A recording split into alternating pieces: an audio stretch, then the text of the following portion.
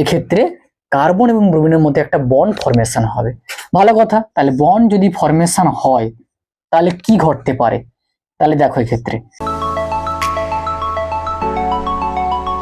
এনেছি organic chemistry hello alkane এবং hello অ্যারেন্স থেকে। এখানে কি দেওয়া আছে, একটি মেনলি আমরা কি জানি কি দুটো যদি বেঞ্জিন রিং ফিউজ অবস্থা থাকে তখন তাকে কি বলা হয়, ন্যাপথালিন। তাহলে ন্যাপথালিন একটা কি অ্যারোমেটিক সিস্টেম।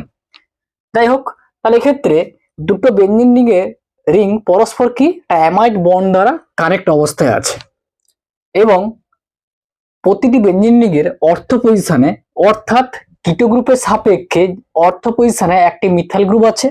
আর এই মিথাইল গ্রুপটি হচ্ছে কি ইন্ডাকটিভ এফেক্ট। তাহলে ইন্ডাকটিভ এফেক্ট আমরা মূলত দুটো জানি, একটা হচ্ছে প্লাস ইফেক্ট, একটা হচ্ছে মাইনাস ইফেক্ট। তাহলে এই ক্ষেত্রে এই যে মি মানে আমি আর তুমি নয়, এখানে মি মানে কি হচ্ছে মিথাইল। তাহলে মিথাইলটা হচ্ছে কি না, মিথাইলের ক্ষেত্রে প্লাস ইফেক্ট সম্পূর্ণ একটি গ্রুপ। আবার যদি বলা হয় এই ফার্স্ট যে রিং বেঞ্জিন রিং, তাহলে তার ক্ষেত্রে 1 নম্বর পজিশনে এনএইচ গ্রুপ আছে। তাহলে এই এনএইচ গ্রুপের সাপেক্ষে অর্থ পজিশন অর্থাৎ 2 নম্বর পজিশনে একটি প্লাস ইফেক্ট সম্পূর্ণ মিথাইল গ্রুপ প্রেজেন্ট আছে। তাহলে এক্ষেত্রে আমাদের রেজেন্ট কি দেওয়া আছে, এফি আর ব্রোমিন। তাহলে এই ব্রোমিন যদি ক্ষেত্রে এখান থেকে যদি একটি ইলেকট্রোফাইল জেনারেট হয় এবং এই বেঞ্জিন রিং যদি ক্ষেত্রে অর্থাৎ এই অর্গানিক যে মলিকিউলটি এটি যদি ক্ষেত্রে নিউক্লিওফাইল হিসেবে যদি কাজ করে, তাহলে নিউক্লিওফাইল হিসেবে কাজ করে কেন, তার কারণ হচ্ছে কি এক্ষেত্রে পাই ইলেকট্রন ক্লাউড আছে এবং এক্ষেত্রে আমরা বলতে পারি যেহেতু নর্মালি বলতে পারি যে পাই ইলেকট্রন কি একটা যে নিউক্লিওফাইল, তাহলে ব্রোমিন কি হবে না ইলেকট্রোফাইল।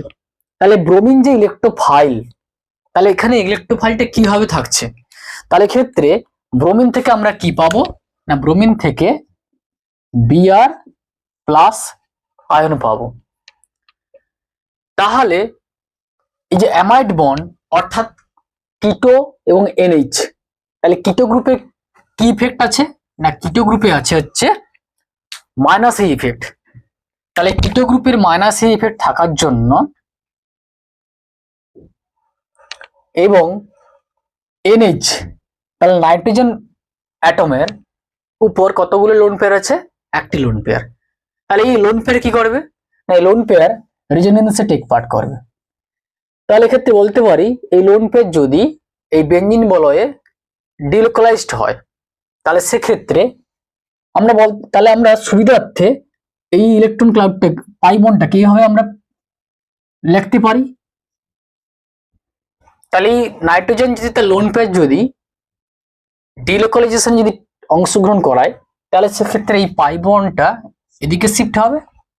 সেক্ষেত্রে এই পাই বন্ডটি এই কার্বনের উপরে অর্থাৎ 4 নম্বর পজিশন মানে কি প্যারা অবস্থান, এই প্যারা অবস্থানে এই পাই বন্ডটি মাইনাস চার্জ হিসাবে কার্বনের উপরে থাকবে। তাহলে আমরা কি পাবো এক্ষেত্রে, তাহলে বেঞ্জিন রিং দুটো আঁকবো, মিথাইল কিটো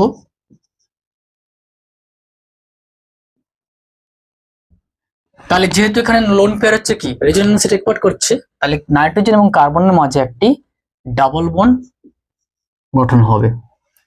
আর কি হতে পারে ক্ষেত্রে, তাহলে ক্ষেত্রে পাই বন্ড আর এখানে মাইনাস।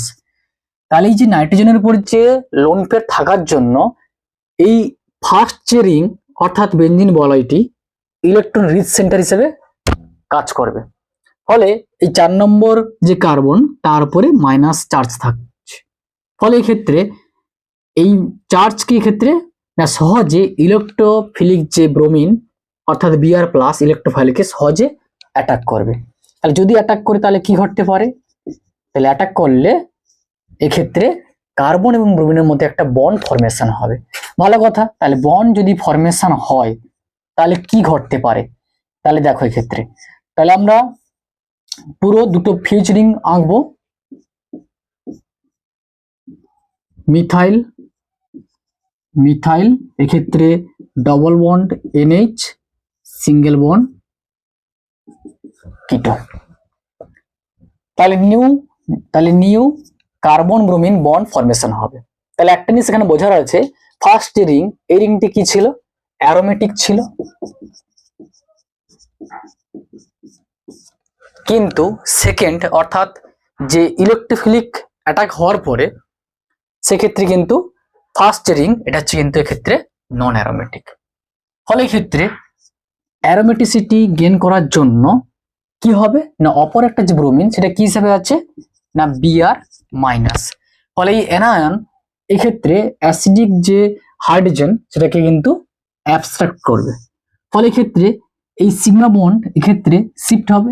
শিফট হলে এই পাই বন্ড কি হবে না এখানে শিফট হবে, যার ফলে কার্বন আর নাইট্রোজেনের উপরে নাইট্রোজেনের সঙ্গে যে ডাবল বন্ড আছে সেই ডাবল বন্ডটা কিন্তু এক্ষেত্রে ব্রেক করবে। আর এই ব্রেক করার মাধ্যমে কি হবে না, নাইট্রোজেন যে অধিক তড়িৎ ঋণাত্মক যার উপরে ফর্মাল চার্জ প্লাস ছিল সেটা কিন্তু এক্ষেত্রে নিউট্রালাইজড হবে। ফলে ক্ষেত্রে ফাইনালি আমরা কি পাবো, প্যারা পজিশনে কিন্তু একটি ব্রোমিন যুক্ত অবস্থায় পাবো। তাহলে দুটো হচ্ছে বেনজিন রিং, তাহলে NH C ডবল বন্ড ও প্যারা পজিশনে Br আর দুটো অর্থতে Me যেমন থাকছে সেই রূপ থাকবে। তাহলে ক্ষেত্রে আমাদের মনের মধ্যে কোশ্চেন আসতে পারে যে যদি এই কিটো গ্রুপের সাপেক্ষে যে প্যারা পজিশন তাহলে এখানে কেন হলো না, তার কারণ কি না, ক্ষেত্রে খুব ইন্টারেস্টিং বিষয় যে এই মাইনাস ইফেক্ট থাকার জন্য ইলেকট্রন সরণ কোন দিকে হবে না কিটো গ্রুপের দিকে হবে, অর্থাৎ কি উপর দিকে হবে। তাহলে কিভাবে উপর দিকে ঘটে, কিভাবে ঘটে উপর দিকে, তাহলে যদি আমরা দেখি তাহলে কিন্তু আমাদের কি করতে হবে, একটা ছবিটাকে আবার পুনরায় লিখতে হবে। ফলে আমরা লিখলাম, আমরা ফার্স্ট কি লিখছিলাম যে NH গ্রুপ যে পজিশনে আছে তার সাপেক্ষে কিন্তু প্যারা পজিশনে কিন্তু এক্ষেত্রে ব্রোমিন কিন্তু অ্যাড হয়েছে, অর্থাৎ যে ইলেকট্রোফিলিক অ্যাটাকটা সেটা মেনলি হচ্ছে NH বন্ডের সাপেক্ষে যে প্যারা পজিশন সেদিক দিয়ে হয়েছে। কিন্তু যদি আমরা এই কিটো গ্রুপের সাপেক্ষে যদি প্যারা পজিশনে আমরা যদি অ্যাড করতাম তাহলে সেক্ষেত্রে কি ঘটতো, আদৌ কি হতো, তাহলে আমরা দেখবো এক্ষেত্রে। তাহলে আমাদের ফার্স্ট বেসিক ফান্ডামেন্টাল কি, কিটো গ্রুপ দেওয়া আছে, এই কিটো গ্রুপের সাপেক্ষে এই কিটো গ্রুপ কি ইফেক্ট না মাইনাস আই ইফেক্ট সম্পূর্ণ একটি হচ্ছে গ্রুপ, ফাংশনাল গ্রুপ। ফলে কি এক্ষেত্রে ইলেকট্রনের যে ডিসপ্লেসমেন্ট কোন দিকে হবে, কিটো গ্রুপের দিকে হবে। তাহলে যদি ঘটে তাহলে কি হয় ঘটবে, তাহলে এই পাই বন্ড যদি এদিকে শিফট হয় তখন কার্বন অক্সিজেনের মধ্যে পাই বন্ডটা কিন্তু ব্রেক হবে। ফলে ক্ষেত্রে এই যে পাই বন্ড এদিকে শিফট হবে। শিফট হলে কি হবে, এই প্যারা পজিশন কার্বনটা কিন্তু প্লাস চার্জ সম্পূর্ণ হবে। তাহলে যদি আমরা দেখি ক্ষেত্রে দুটো বেনজিন রিং আঁকতে হবে আমাদের, NH ও মাইনাস Me। তাহলে ক্ষেত্রে এই কিটো গ্রুপের সাপেক্ষে যে প্যারা পজিশন আছে এই কার্বনটা কিন্তু হাইলি ইলেকট্রন ডেফিসিয়েন্ট একটা সাইট, কার্বন সাইট, যার ফলে এক্ষেত্রে কি ব্রোমিন হচ্ছে কি ইলেকট্রন ডেফিসিয়েন্ট একটি হচ্ছে আয়ন ক্যাটায়ন, আর এদিকে হচ্ছে যেদিক দিয়ে অ্যাটাক হবে সেই সাইডটা কিন্তু তোমার হচ্ছে হাইলি ইলেকট্রন ডেফিসিয়েন্ট সেন্টার হিসেবে কাজ করছে ক্ষেত্রে। কারণ কি এই কিটো গ্রুপের মাইনাস শিফট থাকার জন্য। ফলে কি এক্ষেত্রে আমরা যেমন ফিজিক্সে আমরা কি জানি কুলম্বস ল থেকে যে সমধর্মী আধান পরস্পরকে কি করে একটু আলতো করে কি বিকর্ষণ করে।